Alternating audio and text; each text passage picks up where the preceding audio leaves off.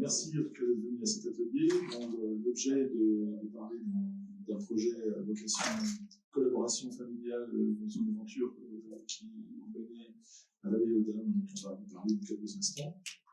Donc, je vais laisser mes petits camarades se présenter. Donc, je te laisse te présenter. Bonjour, Odile Sabilac. Je suis chef de projet à l'agence Mazedia, plus particulièrement sur ce projet spécifique dont on va parler ce matin. Je travaille aussi en conseil dans l'agence. Frédéric Saint-Paul, bonjour. Je suis directeur adjoint de l'abbaye aux Dames à la Cité musicale à Saintes, qui a un label de centre culturel de rencontre. Je suis chef de projet de musique aventure dans lequel s'inscrit l'Odyssée qu'on va vous présenter.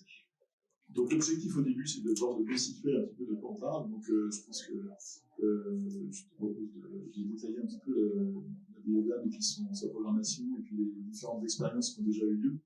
Donc je vais te laisser la parole.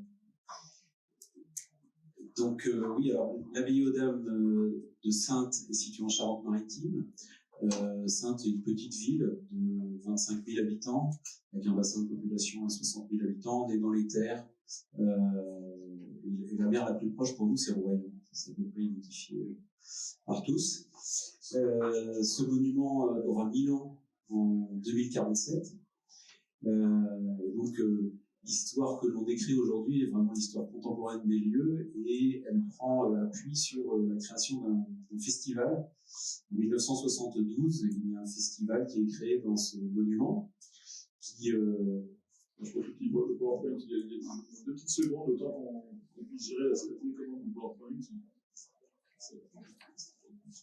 Donc, festival de musique baroque sur instruments d'époque en acoustique, donc pas de technique.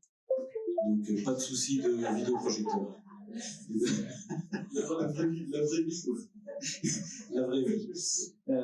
Et de ce festival va naître donc le projet de centre culturel de rencontre et surtout ça va amener la réhabilitation des lieux dans les années 80 avec une inauguration par François Mitterrand en 88. Et puis de ce projet-là va naître toute une série de projets connexes ou intégrés au centre culturel de rencontre. Ce label est un label qui adosse un projet artistique et culturel sur la mise en valeur d'un patrimoine. Et ce patrimoine qui est l'abbaye aux Dames, jusqu'en 2014, pour tout dire, enfin jusqu'en 2016, la partie immatérielle du patrimoine n'était pas mise en valeur dans l'offre de visite. C'est-à-dire que vous pouviez visiter l'abbaye au mois de novembre et ne pas savoir qu'il y avait un festival, ne pas savoir qu'il y avait un jeune orchestre de l'abbaye, ne pas savoir que c'était un des hauts lieux mondiaux de la musique baroque, et passer complètement à côté de ça et avoir une visite avec une approche très didactique du site, très scientifique. Donc en 2014, en partant de ce constat-là, j'ai écrit un plan d'action qui a amené un appel à projet sur un projet modulaire. Et l'enjeu pour nous, c'était de traiter plusieurs modules, plusieurs registres en réalité, qui mettent en valeur à la fois le patrimoine bâti et le patrimoine immatériel qu'est la musique. Donc en 2016, on a inauguré les voyages, donc ce sont des voyages sonores en son binaural 3D. On a été le premier site français d'ailleurs à le mettre en œuvre, le château Vaux-le-Vicomte venant en suivant, sur l'idée de 2 scénarios. Un voyage initiatique, c'est la musique qui est incarnée par une voix féminine, car à l'abbaye aux Dames, la musique est une femme, c'est logique. Et cette voix féminine nous raconte l'histoire de la musique par le prisme de l'histoire du bâtiment. Donc c'est un voyage en son binaural 3D qui prend appui sur le bâtiment, et on a un autre voyage aujourd'hui qui est le voyage héroïque, qui est un voyage à travers les sons de l'histoire. C'est une sorte de voyage dans les sons de l'histoire. Donc en 2016, on a lancé ce module-là, et parallèlement, on a lancé la collection des siestes. Les siestes sur le registre, donc là c'est la découverte, et sur le registre de la détente, les siestes c'est une proposition de collection de concerts enregistrés en son binaural que l'on peut écouter en sieste sonore. Donc on met à disposition des visiteurs qui achètent Musique Aventure, qui qui prennent une place pour l'ensemble de l'offre, des chaises longues, des casques, et puis ils peuvent aller dans le parc faire une sieste. Donc on a une collection de 8 concerts enregistrés en son binaural sur les éditions du festival. Tout ça, c'est du son.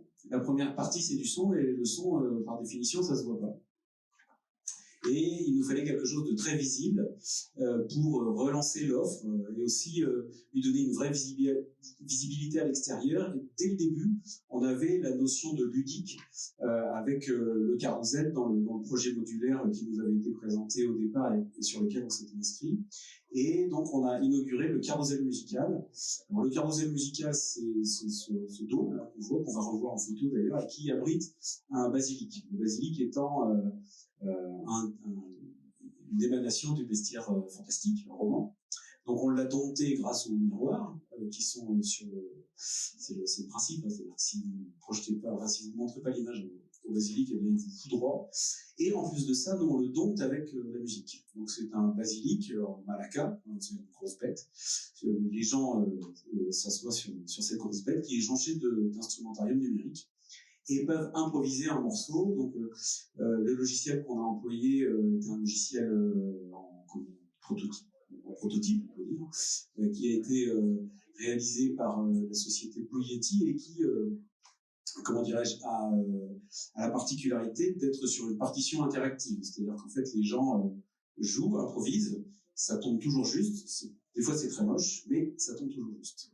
Et du coup, ça permet d'improviser. Et surtout, c'est un élément de médiation musicale pour nous qui est important et qui fait le lien aussi entre le bestiaire roman, puisqu'on va trouver le basilic, et la notion musicale.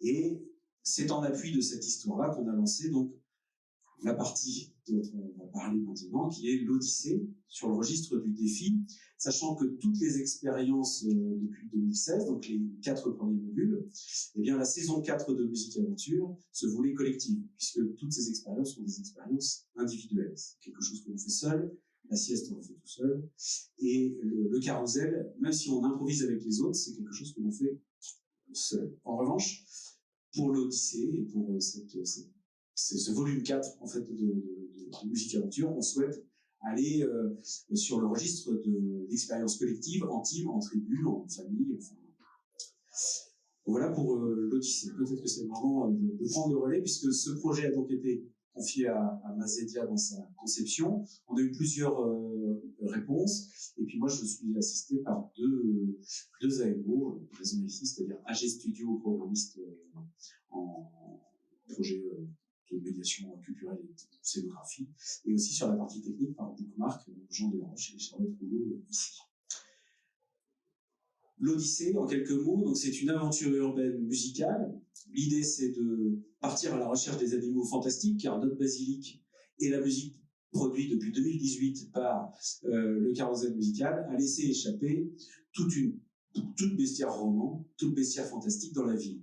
Et l'idée, c'est de partir à la recherche de ces animaux-là et de les capturer et de récupérer les sons de l'abbaye, puisqu'ils sont partis évidemment avec les sons de l'abbaye et les sons de la musique. Donc les gens vont partir à l'aventure, c'est un défi qu'on leur propose, ils vont aller récupérer les sons, ils vont même pouvoir en créer, et à la fin ils vont pouvoir se confronter au défi de la composition, puisque de retour à l'abbaye, ils vont rentrer dans un studio, et dans ce studio, ils vont composer leurs morceaux. C'est la cerise, c'est le clou du spectacle que de composer son morceau de musique en famille.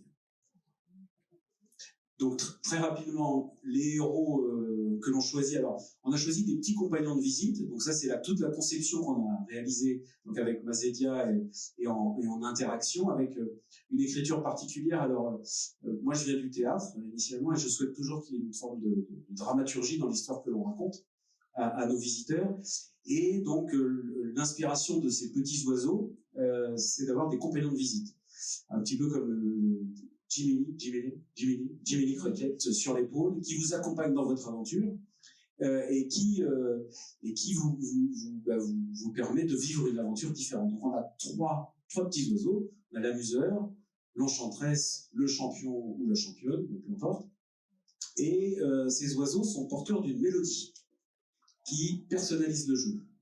C'est-à-dire que les gens vont choisir une mélodie et un petit oiseau.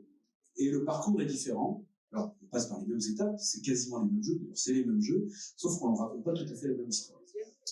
Voilà pour cette partie. Et on part donc dans la ville. Ça aussi c'était important pour nous, mais je vais y revenir. À la recherche donc du sphinx, du phénix, du griffon, du dragon, Caladrius, la manticore, la sirène, le basilic et la chimère. On a 9 créatures fantastiques à aller collecter dans la ville à travers 9 épreuves.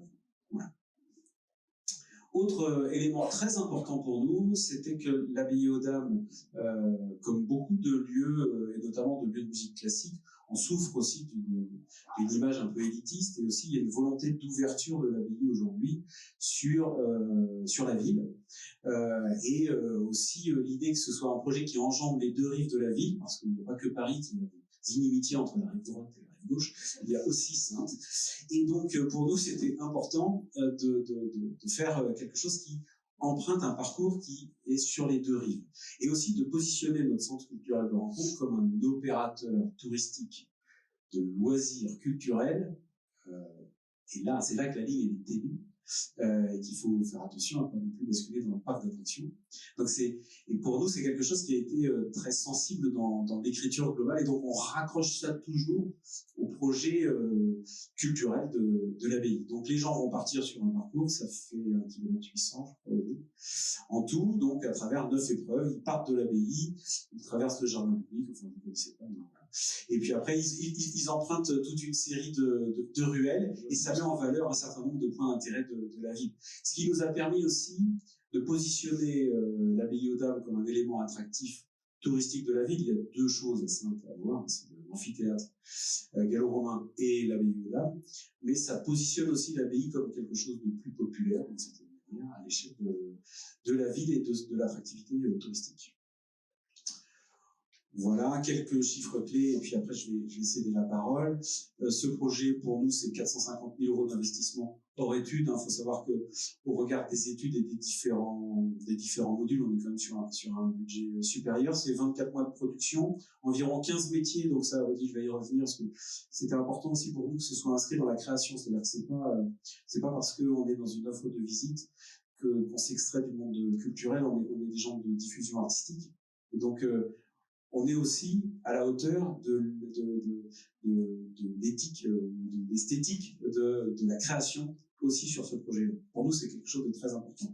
Et c'est plus de 50 personnes, tout confondu, qui travaillent sur le projet. On crée 2 équivalents temps plein. Notre objectif pour l'année, c'est de vendre 1600 parties, c'est-à-dire que c'est 1600 équipes c'est des équipes de 2 à 6 joueurs, donc on estime qu'on peut passer à 10 000 visiteurs. L'objectif de visiteurs tout confondu pour l'abbaye et pour Musique Aventure, c'est 35 000 billets vendus. Alors on n'est pas à la Tour Eiffel, hein, c'est très modeste, mais il faut savoir qu'avant le lancement de Musique Aventure, on était à 6 000 visiteurs. Donc depuis 2016 jusque-là. C'est une très belle progression, même si ça reste des chiffres tout à fait modestes. Et enfin, les retombées économiques sur le territoire sont estimées aujourd'hui, au moment où on se parle, à 5 millions d'euros par le cabinet d'études la pénibilité, notamment GC. Voilà. Et c'est là que nous sommes arrivés. Donc, on va vous parler de façon plus concrète. Je te laisserai parler de l'équipe. On va déjà montrer des choses concrètes sur le plan visuel. On a tourné quelques images. Alors c'est c'est pas nécessairement super professionnel, mais il faut savoir que ça va ouvrir le 8 avril. Donc on est encore dans des phases de tests, de découpage, etc. Maintenant très avancé. Donc au départ, voilà un petit peu le contexte. Le carrousel. C'est la Belgique, c'est mélange.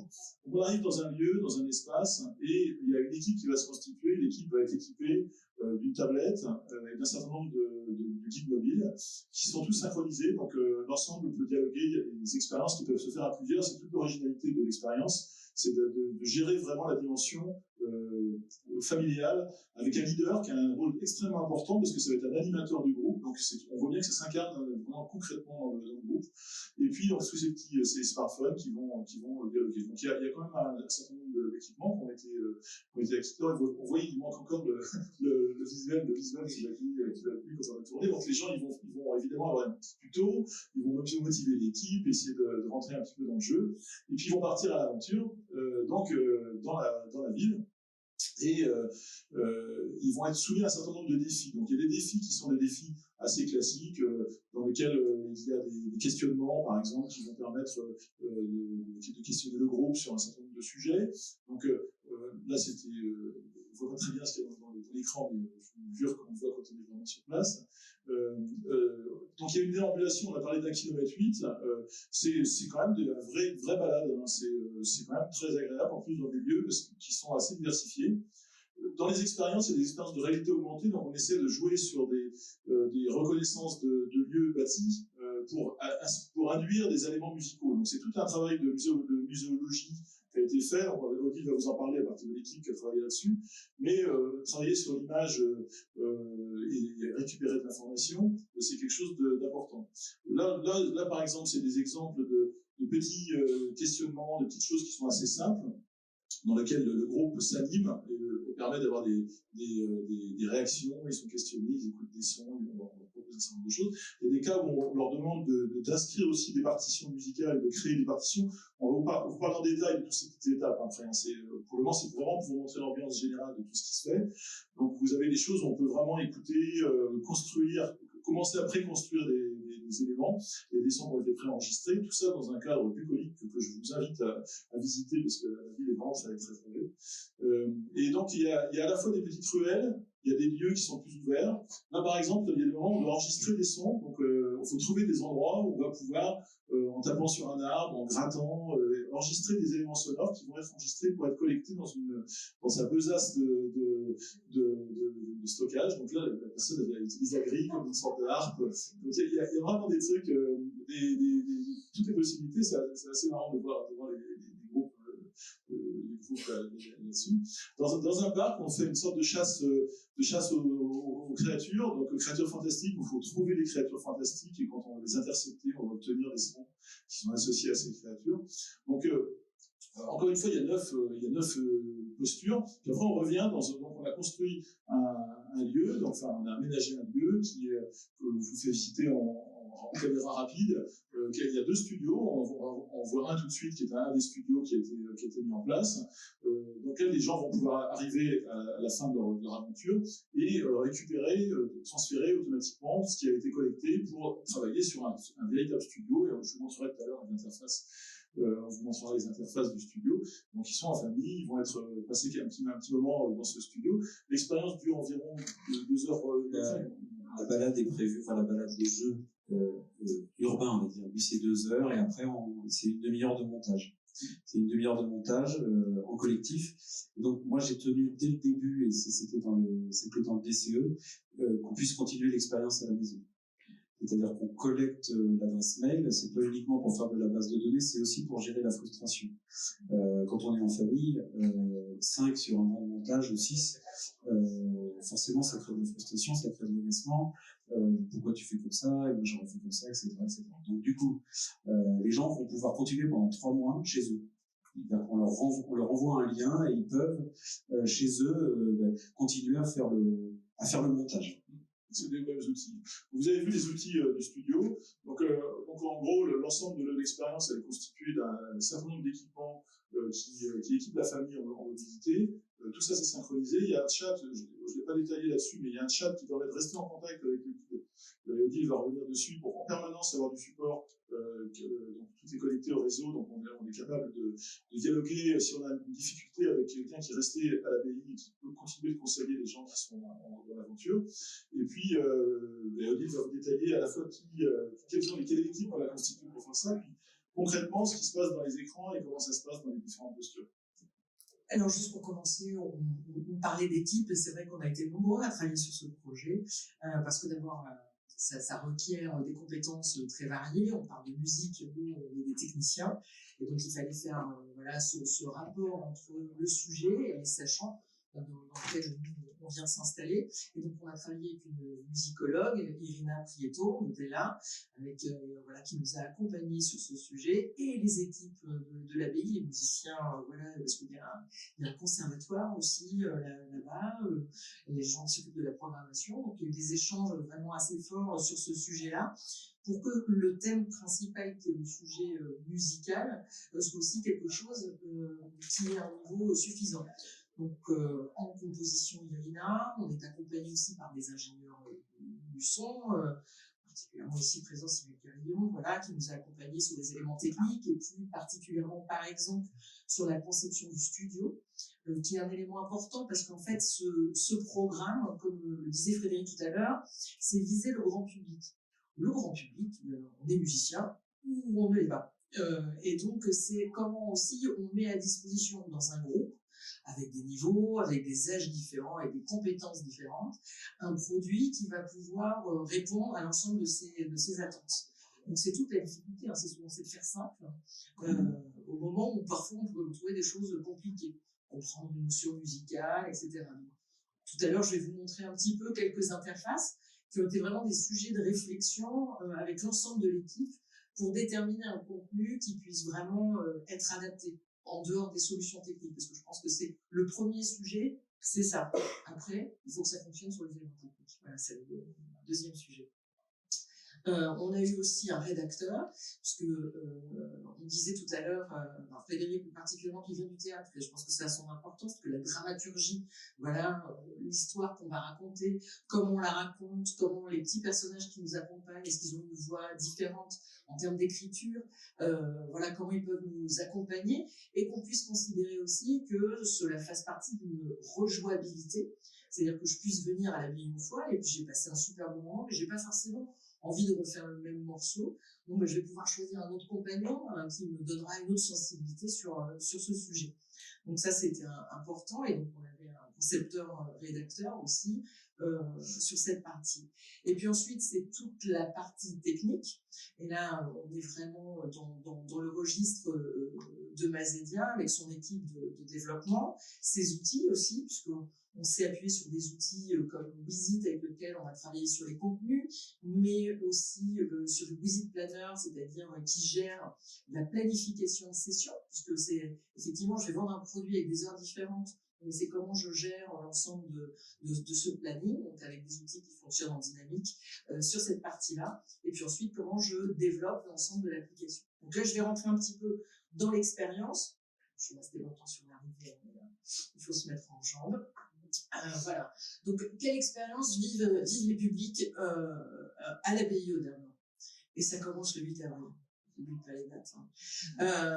On arrive par la boutique, parce que effectivement, sur le départ, les publics à l'abbaye aux Dames rentrent dans la cour et vont à l'abbaye pour voir les différentes activités, se renseigner.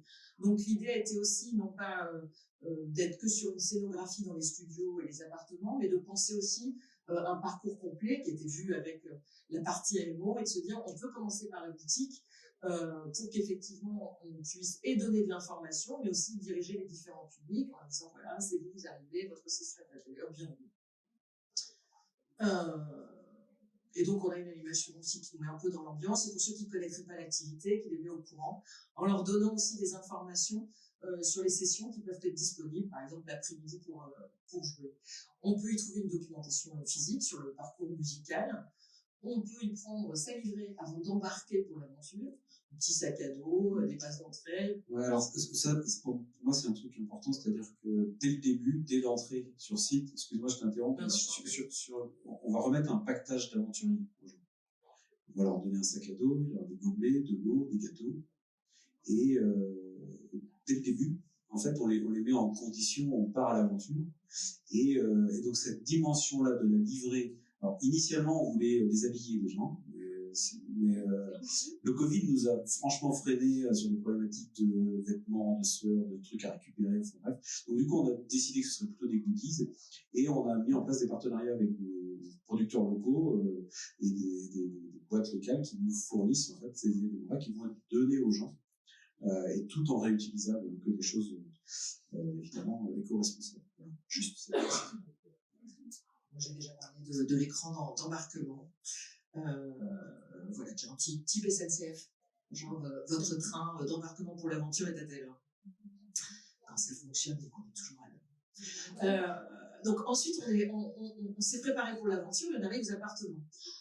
L'idée là, c'est effectivement d'abord d'avoir mis en place une scénographie où on retrouve une ambiance, parce que l'abbaye aux Dames, c'est aussi de la pierre, c'est voilà, une ambiance monacale. Donc c'était comment travailler une scénographie qui puisse répondre aussi à l'environnement dans lequel on se trouve. Ouais, on fait un jeu, c'est super, on a l'habitude, mais souvent, voilà, c'est comment on crée cette ambiance graphique, visuelle, qui va aussi nous emmener.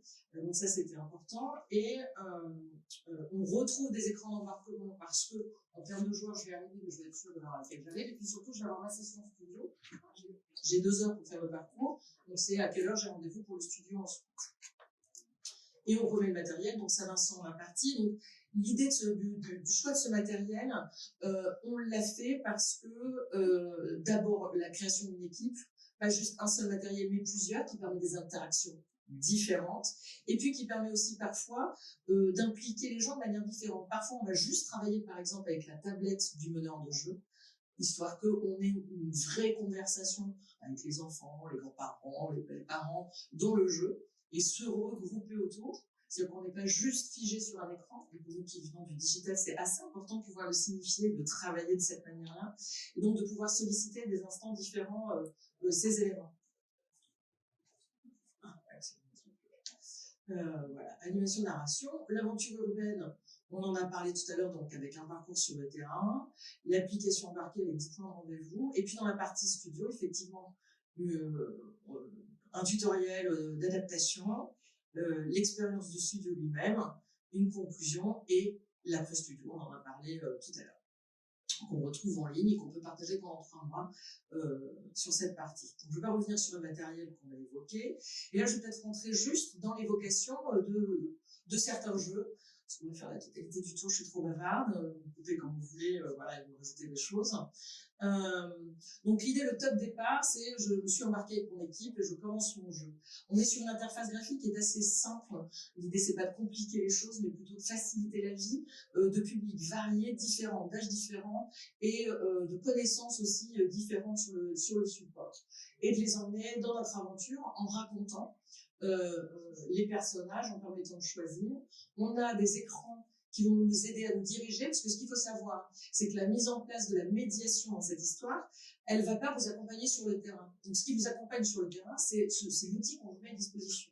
Donc, il vous raconte des choses, il vous fait avancer étape par étape, et il vous donne des consignes, et on avertit les utilisateurs qu'ils doivent s'emparer de ce texte et le donner à leur équipe.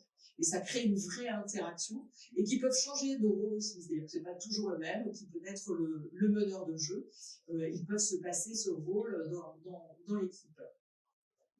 Donc on a des petites indications, des notifications qui nous permettent de nous déplacer. On travaille avec un plan, GPS, qui nous permet de nous déplacer d'un point à un autre en toute autonomie. On parlait aussi tout à l'heure de la gestion de la relation avec la médiation à distance. On a un chat qui nous permet d'échanger avec la médiation et pouvoir retourner un message ou une problématique ou pas, si on n'a pas besoin. Ça peut aussi arriver. On a une timeline dans laquelle on a sa propre progression par rapport aux 10 points de rendez-vous et on part circuler.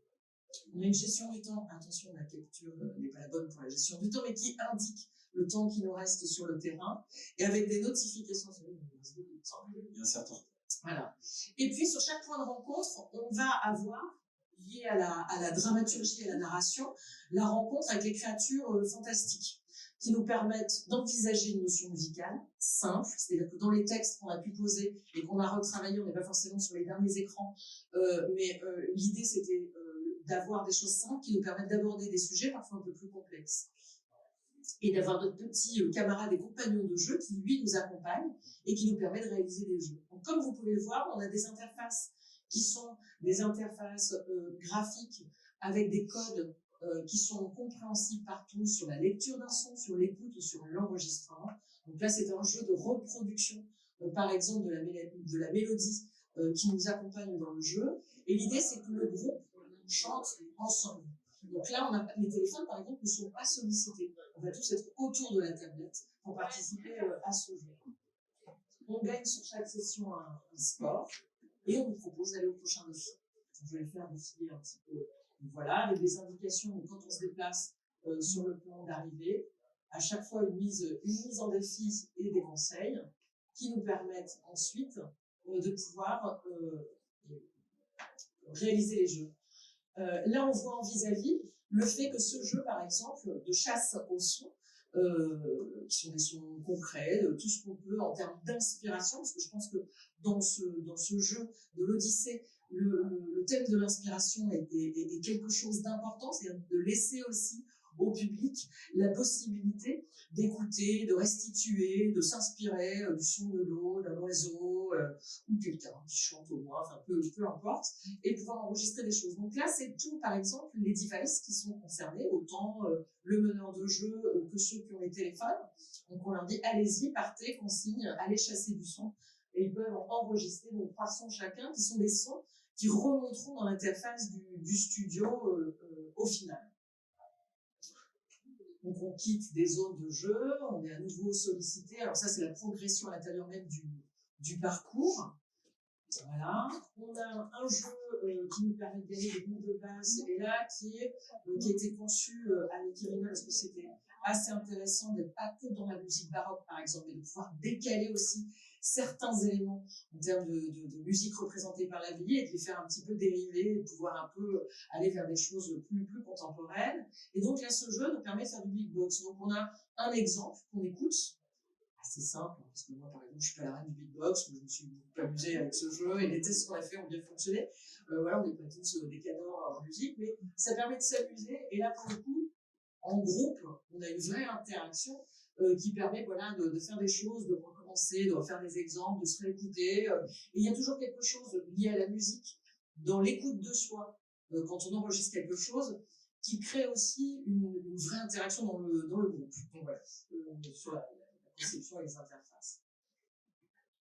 On a des petites relances. Si on traîne, par exemple, c'est pas le médiateur qui nous appelle, on a des groupes, ça fait 1h45, vous avez rendez-vous dans 15 minutes, il va falloir accélérer le pas. C'est l'application elle-même qu'on a programmée pour pouvoir dire.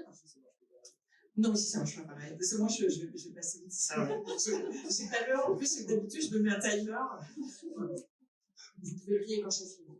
Donc, voilà, je vais passer sur des notions. On va parler de RA aussi. Je vais peut-être aller sur des choses, voilà, du jeu collectif où on a des notions musicales, mais on n'est pas forcément obligé de les connaître. Donc, et là, c'est l'ensemble des joueurs. On recherche un son et le maître du jeu peut être moins plus haut, plus bas. Enfin, voilà, on acquiert la notion musicale avec des choses simples, en fait, dans le système. La rencontre avec les énigmes. Et donc là, c'était pour avoir un petit regard aussi drôle sur les énigmes liées au thème musical, mais qui peuvent aussi aborder d'autres sujets. Et l'idée, c'est que l'ensemble du groupe répond, mais que l'important, c'est qu'il y en ait au moins un qui aille jusqu'au bout. Donc voilà, il y a des stratégies à mettre en place aussi au niveau de l'équipe qui sont assez importantes. On doit se parler, quoi, et s'amuser ensemble. On est laissé des petits dragons, et c'est trouver un accord parfait. Donc là, c'est très sympa parce qu'on peut s'essayer à plein d'accords. Soit on trouve un accord qui est demandé, mais soit aussi peut-être parfois se laisser aller à dire ça, c'est mon accord parfait. Finalement, on n'a pas tous le même accord parfait tous les jours. Et à chaque fois, on est sur des points d'intérêt. Oui. Patrimoniaux de la ville. C'est-à-dire qu'on fait c'est en appui sur l'architecture, mais parce que ça participe de l'endroit où on se trouve. Parce que quelquefois, ça peut être difficile d'emmener, enfin, en tout cas, c'est le pari qu'on fait, hein, c'est-à-dire de pouvoir emmener sa famille facilement, toute classe d'âge, faire la balade, et pas forcément par le filtre de la technique ou de l'écran. Là, pour le coup, c'est un support de jeu collectif, et ça nous permet d'être dans des espaces qui sont juste très beaux à Saintes, comme dans plein de villes en France. Oui, puis je suis très, très volubile dans la matière, mais effectivement, ce timer entre les deux, il y a une balade entre chaque jeu. Parce que là, je vais pas cadencer, mais voilà, l'idée, c'est que effectivement, à chaque jeu, on se pose, on a un échange avec les autres, on n'est pas que rivés. L'expérience, c'est aussi le chemin qu'on fait ensemble. Donc, c'est ça qui est intéressant. Avec du jeu collectif, où on va inventer des systèmes de percussion sans avoir à connaître les percussions. On récupère à chaque fois qu'on joue des créatures et on a une notion de score qui était un vrai débat au départ, mais qu'on a gardé parce que pour certains, on se rend compte que les adultes n'y tiennent pas forcément, mais que finalement peut-être parfois les plus jeunes, tout dépend dans quelles conditions. Si on le fait par exemple avec une entreprise, avec ses copains, on a envie de savoir qui a fait le bon score, souvent c'est comme ça. On n'y peut rien, mais donc ça peut être aussi sympa. Donc on ne l'a pas évité en tout cas. Et puis on a des éléments aussi où chacun peut partir à la chasse de ces créatures, qui est là l'étape ultime, qui permet aussi d'être à plusieurs, ou de le faire seul, ou d'avoir un challenge collectif en réalité augmentée de recherche de créatures qu'on a posées. Donc on a une vraie interaction entre le lieu où l'on est et des choses numériques qu'il faut qu'on aille rechercher au sein de ce système. On est très proche des concepts de la Pokémon, pour ceux qui ont déjà joué ou pas, voilà, de recherche de créatures. Donc voilà pour la présentation de ce projet.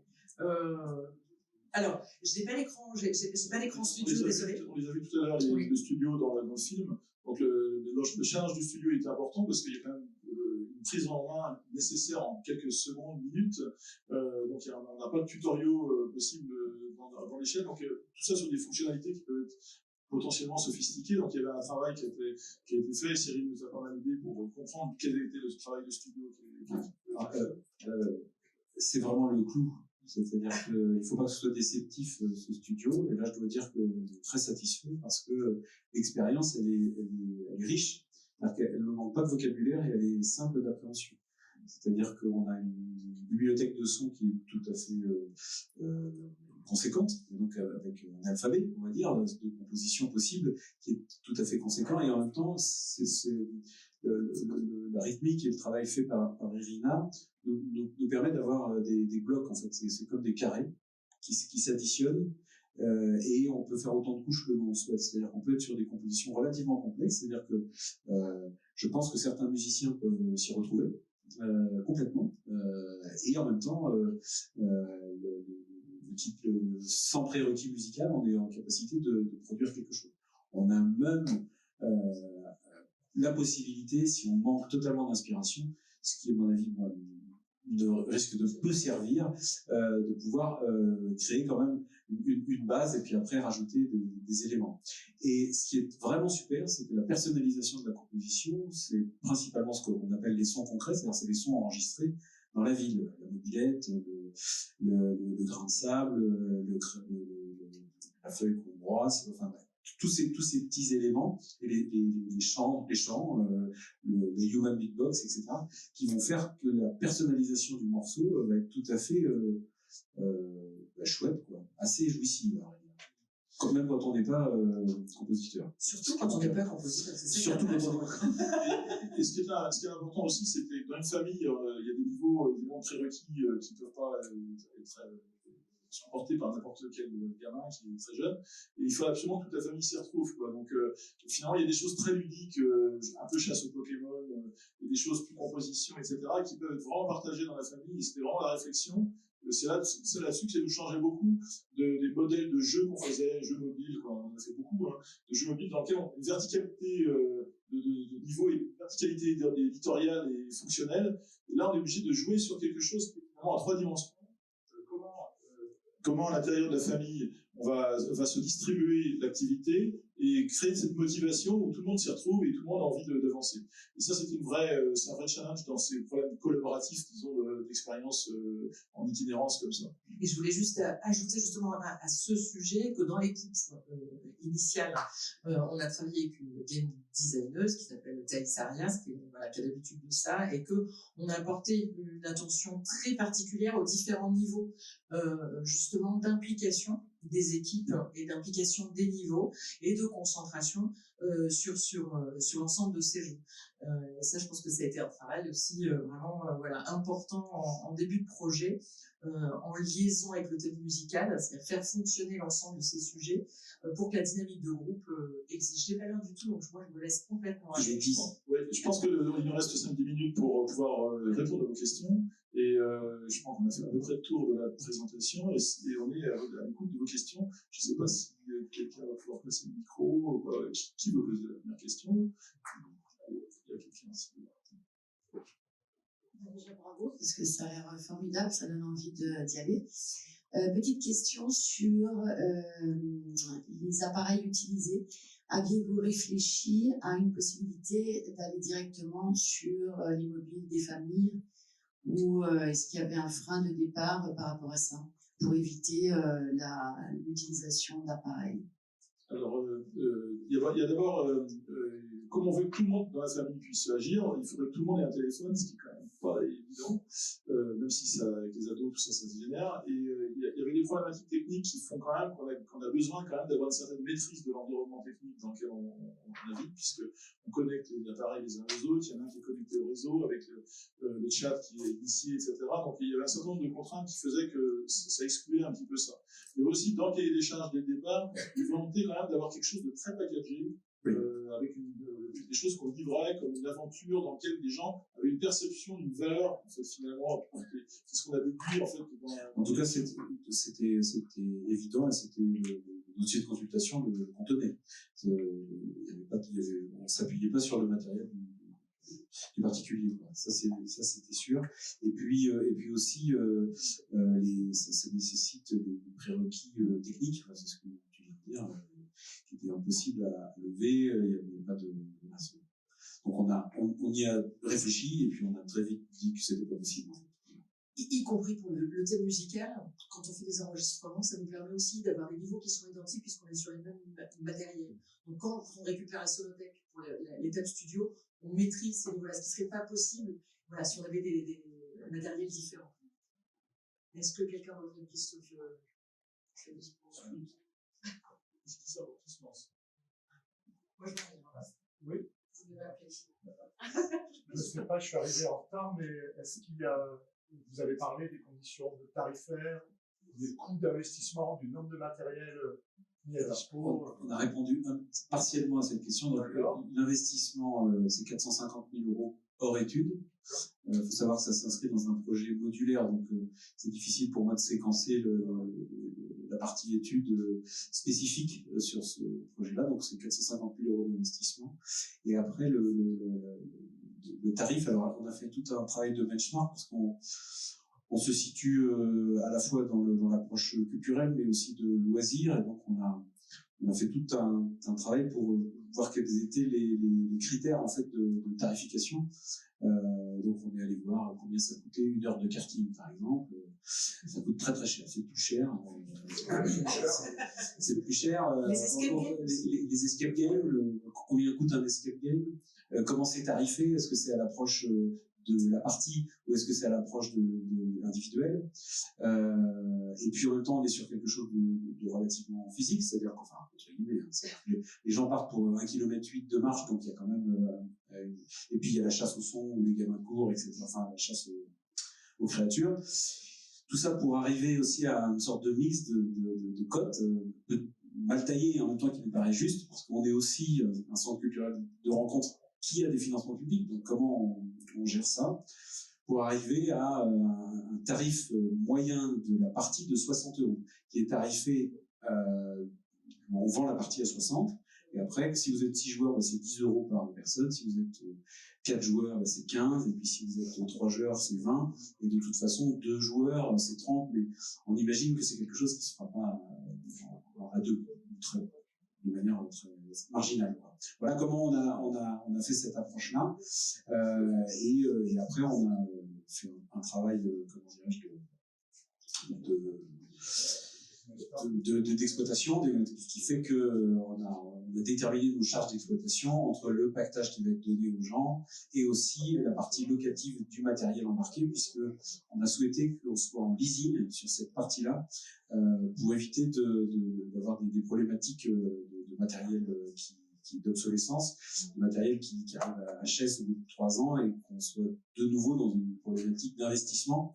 On préfère inscrire d'entrée cette charge pleine dans les charges d'exploitation et non pas dans les amortissements, parce qu'on sait très bien que d'un point de vue comptable, on n'a pas toujours en réalité l'argent. Au moins, là, quand on est bien obligé de sortir la location. Voilà. Voilà, je ne sais pas si ça répond à votre question, mais...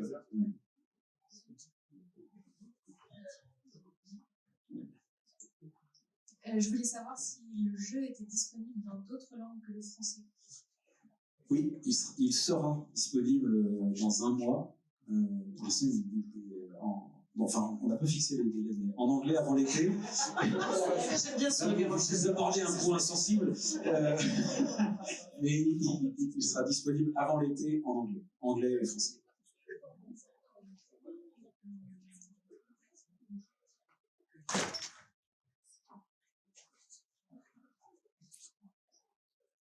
Alors, juste une question très pratique. Combien de livrets pouvez-vous faire en même temps? Excellente question, parce que comme on est sur des créneaux, qu'on n'a que 2 studios avec une option de 3e studio mobile, puisqu'on a acquis le matériel pour le coup pour créer un studio dans d'autres pièces sur des moments de flux importants au niveau du visitorat, on est sur des départs tous les quarts d'heure. Et donc des départs tous les quarts d'heure et des créneaux de studio tous les quarts d'heure. Donc les gens réservent en fait des créneaux.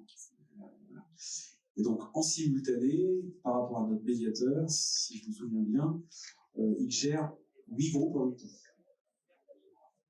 C'est ça. Il gère 8 groupes en même temps et on est sur 150, au regard de ce dispositif-là et de l'amplitude horaire, on est sur 150 smartphones et 30 tablettes. Voilà. Sachant qu'il y a aussi un modèle de gestion pour les médiateurs qui permettent aussi de suivre les équipes, c'est-à-dire qu'on va au travers d'un QR code scanner la tablette qui part avec son bundle, donc l'équipe, donc ça permet de savoir combien de joueurs sont partis sur place, la gestion du matériel, pouvoir repérer aussi ces joueurs sur le terrain, c'est-à-dire que le médiateur qui lui reste au studio va pouvoir voir où sont ses équipes, est-ce qu'il y en a une qui reste coincée à un endroit, et donc dans ces cas-là, avec le chat qu'on a vu tout à l'heure, elle peut reprendre la main. Donc il y a un accompagnement aussi de la médiation sur l'accompagnement de ce matériel qui va en venir. Il faut savoir que les outils de management de tout ça, on a une puissance d'outils puisqu'au sein de Visite, la solution qu'on utilise, on mutualise en fait les composants de planification avec ce qu'on fait pour les visites à distance, par exemple, planifier des visites à distance pour des musées, planifier des visites pour l'éducation avec des classes, des participants de classe, etc., des visites collaboratives de ce type-là, et un certain nombre d'outils sont totalement communs, et donc vont évoluer techniquement en parallèle dans l'ensemble des besoins qu'il peut y avoir, donc on tombe typiquement dans des fonctionnalités qui sont à peu près communes dans l'ensemble des gens qui vont faire des problématiques de planification, d'expérience de ce type-là. Donc ça nous permet d'avoir des outils quand même assez pointus en termes de planification qui sont développés de manière mutualisée. Y a-t-il d'autres questions? Juste pour préciser sur la partie collaborative, donc nous pour Mazedia, c'est un gros challenge je pense que c'est un très grand challenge pour le secteur culturel, la notion de collaboration dans les musées en général. C'est-à-dire qu'on est passé, quand on remonte, moi, depuis 28 ans que je travaille dans ce secteur-là, on a vu d'abord un certain banque de données, consultations, ensuite des expériences très distribuées, des expériences immersives. Je pense que le prochain challenge, c'est la notion collaborative dans les groupes. C'est-à-dire que le digital a un peu déstructuré la relation intergroupe à l'intérieur familial, les problèmes transgénérationnels, etc., qui peuvent être très intéressants à traiter. Donc c'est un sujet qui est vraiment très très prégnant dans l'ensemble de nos stratégies. On va démarrer bientôt avec le Muséum d'histoire naturelle de Paris un projet. Je ne sais pas si quelqu'un est du muséum ici, mais qui va être intéressant à suivre parce qu'il reprend pas mal de concepts de collaboration qu'on peut voir là-dedans, mais dans un outil qui va être distribué aux familles avec pareil de la collaboration à la fois aux autres Vincennes, aux autres Paris, dans les grandes galeries d'évolution au Musée de l'Homme, avec toute une expérience qui sera proposée, qui s'appuiera aussi sur des ressorts qui sont un peu de ce type-là. Et donc on est extrêmement enthousiaste à l'idée de continuer ces expériences collaboratives et on est très heureux pour échanger sur ce sujet. Et je pense qu'on va pouvoir en rester là pour notre timing qui nous a été assigné. Merci.